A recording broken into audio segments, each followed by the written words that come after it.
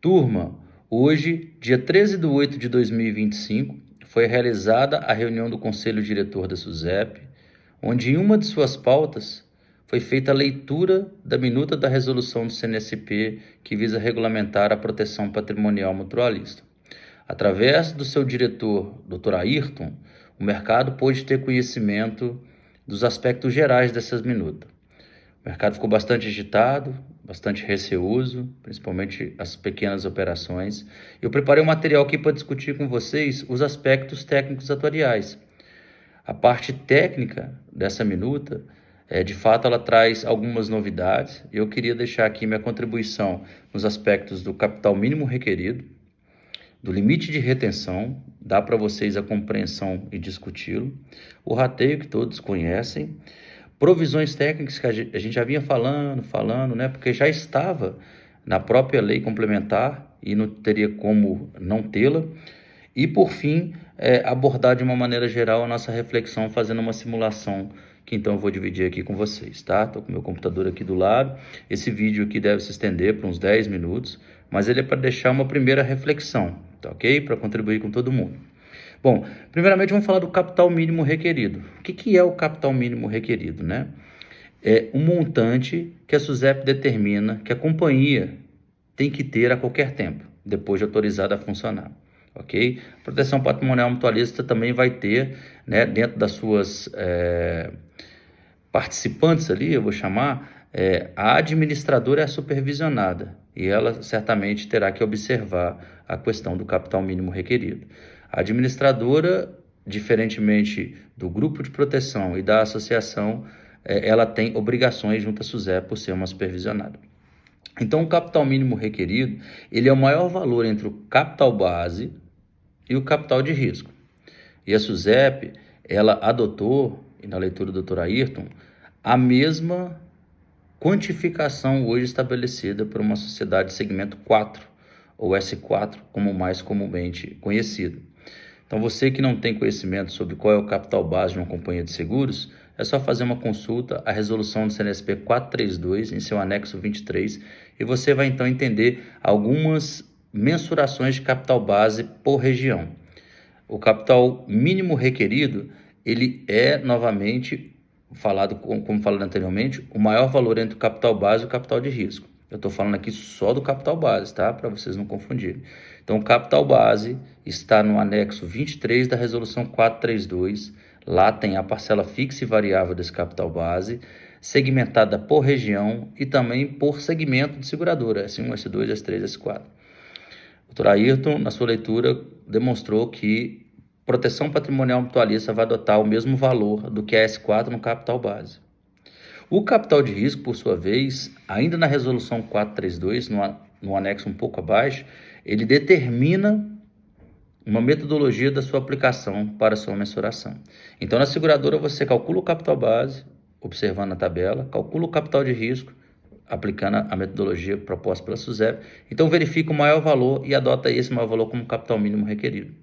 Já na proteção patrimonial mutualista, ela fez diferente. Ela adotou o capital base, conforme estabelece a resolução 432, no seu anexo 23, e somou a esse capital base. Não comparou. Na proteção patrimonial mutualista, ela somou ao capital de risco, o qual ela aplica o fator do risco operacional, conforme o anexo 18 dessa mesma resolução, sobre a produção de prêmio, dos prêmios emitidos nos 12 meses anteriores. Esse fator está na ordem de 0,67%, ok? Eu fiz aqui umas simulações, só para vocês terem uma ideia, né? A gente entende que o grosso do mercado está abaixo de 5 mil itens, ok? 80% do mercado ali deva ter até 5 mil itens. Para a gente fazer uma comparação, considerando uma base de 5 mil itens, que tem um ticket médio de R$170, ela produz um faturamento anual de R$10.200.000. Se essa operação tivesse uma seguradora, ou seja, ela se transformasse numa seguradora, tá? O custo de capital que ela teria, né, o capital mínimo requerido que ela teria, seria de R$3.960.000 para operar em todo o Brasil. Eu estou considerando a seguinte premissa: uma operação de 5 mil placas, que tem um ticket médio de R$170, e que opera em âmbito nacional. Se ela resolver virar uma sociedade seguradora, ela tem que aportar um capital de R$ 3.960.000 para então iniciar a sua atividade e ter ali a cobertura total do capital necessária para operar. Se eu considerar o conceito aplicado e lido na reunião de hoje pelo Dr. Ayrton, a administradora teria que ter um capital de R$ 4.028.000. Bem parecido, né? Não muito distante. Bem parecido mesmo, né? Você pode ver, é um pouquinho maior ainda do que a própria seguradora, mas bem parecido, bem na mesma linha. Talvez o maior desafio não seja o capital nesse sentido, seja de fato a questão societária, né? Da vinculação da diretoria da associação com a diretoria / grupo de controle da administradora. Creio que isso que o mercado mais sentiu, né? Agora tem uma novidade para vocês, olha só, essa é uma base de 5.000 itens. Se eu pegar uma base de 7.500 itens, ainda assim o capital na seguradora é mais barato do que na administradora. Só para vocês terem uma noção, nessas premissas que eu estabeleci, na seguradora seria 3.960.000, já na administradora seria 4.060.000. Mas se eu passo agora de uma base, né, que foi de 5, 7,5 para uma base de 10.000 itens, a seguradora vai custar mais do que a administradora. 4,5 milhões seria o capital de uma seguradora, 4.096.000 seria o capital de uma administradora. Agora, à medida que eu vou evoluindo de 10 em 10, vai ficando ainda mais vantajoso o capital da administradora frente ao capital da seguradora. Então, por exemplo, se eu tiver uma administradora com 50.000 placas, se eu tiver uma administradora que administra grupos com até 50.000 placas, a necessidade de capital dela, conforme essa metodologia estabelecida, fica na ordem de R$ 4.643.000. Só para vocês terem uma ideia, em uma seguradora para administrar, né, o risco, porque ela recebe a transferência, são operações distintas, né, seria de R$ 22.667.000. Veja que, de fato, para grandes operações, esses números são muito expressivos. Se eu dobrar esse número de 50 para 100.000 itens, na administradora, esse capital ficaria na ordem de R$ 5.326.000, enquanto na seguradora, R$ 45.300.000. Então, realmente tem uma discrepância muito grande. Eu estou considerando a metodologia aplicada na leitura do Dr. Ayrton da minuta, né? A minuta vai agora à consulta pública, como eu tinha mencionado no vídeo anterior, ele faz a leitura, é publicado no Diário Oficial, então a gente tem acesso. Ao final desse vídeo eu vou deixar um link aqui para vocês acompanharem lá no site da SUSEP, quando sair para consulta pública, aqueles que quiserem participar, né, e obviamente ali acompanhar e poder ter essa oportunidade. Bom, lido aqui o capital mínimo requerido, de fato começa a entender que pequenas operações, se tiverem organizado e o grupo de controle tiver capital, faz sentido ter a sua própria companhia de seguros.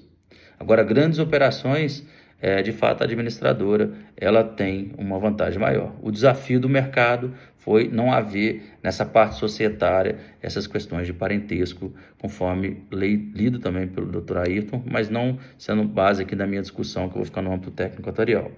Entrando agora na parte de limite de retenção, essa foi uma novidade muito interessante. A participação do atuário se torna efetiva, tá? Quando você pensa nessa companhia de seguros que eu coloquei aqui para você, e você vai atender a própria resolução 432, o seu limite de retenção, que é o valor máximo que você pode aceitar por risco, né? Pensa assim, o valor FIP máximo do carro que você pode aceitar sendo uma seguradora, ele é de 5% do seu patrimônio líquido ajustado.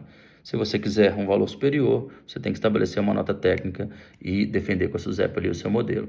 Já na proteção patrimonial mutualista, esse limite de retenção ficou a cargo do atuário ser estabelecido e mensurado, o que traz uma conotação de possibilidades ali, desde que atendido ao lado da prudência, da solvência, né?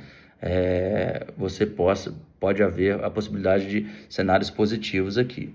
O rateio, falando um pouco sobre ele, eu creio que todos vocês conheçam muito, foi discutido as metodologias, foi estabelecido na leitura do Dr. Ayrton também a criação de uma nota técnica atuarial para deixar o processo todo organizado, todo fundamentado, como é no seguro, na parte da precificação, né? Não traz tanta novidade, porque é o dia a dia de vocês já, e vocês já têm essa prática, vamos dizer assim. Já as provisões técnicas, nós já vimos falando há mais tempo, a gente falava assim, as provisões técnicas adequadas são a PSL e BNR, né? A SUSEP só mudou a nomenclatura, a PSL passa a ser PEL, PEL, provisão de eventos a liquidar, lá no seguro é PSL, provisão de sinistro a liquidar. mas a mesma metodologia, certamente. A PEONA, que é a provisão dos eventos ocorridos e não avisados, lá no seguro é IBNR, que na realidade ele dá uma conotação americana. O IBNR significa Incurred but Not Report, e ele tem como objetivo você provisionar um valor para os sinistros ocorridos, mas não comunicados à companhia de seguros. A PEONA ela vai trazer o mesmo objetivo, mas também foi deixado livre ali pelo Dr. Ayrton a possibilidade de você não tê-la, né? Dela estar zerada, desde que tenha uma justificativa técnica atuarial. O atuário responsável pela solvência da operação pode, de fato, defender algum cenário. Lembrando que quanto maior a operação, atingido ali a lei dos grandes números, o equilíbrio da carteira vem melhor, partindo do pressuposto também, obviamente, pela boa administração, né? Que não há administração temerária. O princípio da lei dos grandes números, com uma boa administração, gera mais equilíbrio e possivelmente uma eliminação da PEONA, ficando somente a PSL. Surge um ingrediente adicional, que é o patrimônio líquido ajustado desse grupo, né? Ou seja, em excesso ao rateio e as outras despesas, quando esse fundo começa a ser composto e ele fica evoluído a ponto de ficar mais de 3 vezes o valor do faturamento, você pode fazer a reversão desse fundo, você pode voltar esse fundo em benefício aos participantes do grupo, como uma redução do rateio e certamente uma redução da mensalidade. Então eu quero trazer aqui para vocês uma leitura inicial. A minuta vai à consulta pública, nós vamos fazer simulações, teste de impacto, o que faz mais sentido, uma administradora, uma sociedade de segmento 4, os ambientes são regulados. Controles internos, gestão de risco, boa administração, são elementos mínimos que devem se procurar agora. Você deve se qualificar, deve se buscar, deve olhar a questão societária, de discutir com seus advogados os riscos ali, mas não deixar de se preparar na parte técnica atuarial. Entendeu que agora as provisões que a gente vinha falando fazem sentido, PSL e BNR? Agora é PEL e PEONA, mesma coisa, PSL e BNR, né? Entenderam que o limite de retenção, que a gente comentou por algumas vezes, é um fator muito preponderante, principalmente para as associações que têm veículos leves e pesados dentro de suas carteiras. O capital mínimo requerido para pequenas operações, a proteção patrimonial mutualista equipara ao seguro, mas quando a operação cresce na proteção patrimonial mutualista, a vantagem é grande em relação a uma companhia de seguros, né? E para finalizar esse vídeo, eu espero que tenha sido esclarecedor aqui para vocês, ter dado essa primeira contribuição. Nós vamos preparar aqui em Belo Horizonte, no dia 3/9, nós vamos preparar aqui em Belo Horizonte a nossa imersão agora em proteção patrimonial mutualista, tá? Eu vou deixar aqui no link abaixo do vídeo a página do Simpla, que trata sobre as informações do evento. Nós vamos passar um dia inteiro, eu vou ficar a parte da manhã inteira discutindo com vocês aspectos de capital, provisão, limite de retenção, e fazendo simulações, tirando dúvidas, de 8 a meio-dia comigo ali. A parte da tarde nós vamos falar com o Felipe, meu sócio, na parte de rateio. Na sequência, a doutora Luísa, que também é sócia aqui da gente, vai trazer a leitura dela sobre os aspectos jurídicos. Depois teremos o Cristiano, na parte contábil, que também é sócio aqui da gente, para fazer a leitura sobre as demonstrações financeiras, dar essa elucidação dos aspectos financeiros discutido hoje na reunião do comitê diretor da SUSEP, para o doutor Ayrton. E, por fim, nós vamos apresentar uma solução tecnológica de você ter a oportunidade de precificar fazendo uma avaliação mínima de risco e assim gerar manutenção em seus grupos, manutenção da solvência em seus grupos, assim concluindo a nossa imersão. Então você que tem interesse em participar conosco, no dia 3/9, aqui na cidade de Belo Horizonte, vai estar aqui no textinho abaixo, no link, né, com Simpla, trazendo todas as suas explicações lá na página, e se puder participar conosco vai ser muito interessante. Eu espero ter contribuído com você nesse momento inicial de muita informação e euforia, né? De fato agitou, foi talvez um pouquinho acima do esperado, do que o mercado tinha como perspectiva de valores ali, de capital, mas tiveram partes positivas em relação ao produto. Eu achei, de certa forma, na minha opinião, que foi positivo as partes de produto. A parte societária é um desafio que já vinha sendo falado, e na nossa imersão nós vamos discutir mais a fundo sobre isso. O vídeo ficou de 14 minutos, você que chegou até aqui, que ele foi útil para você, a gente segue à disposição, e no dia 3/9, não deixa de participar com a gente não, vai valer muito a pena. Meu forte abraço e eu te encontro no evento.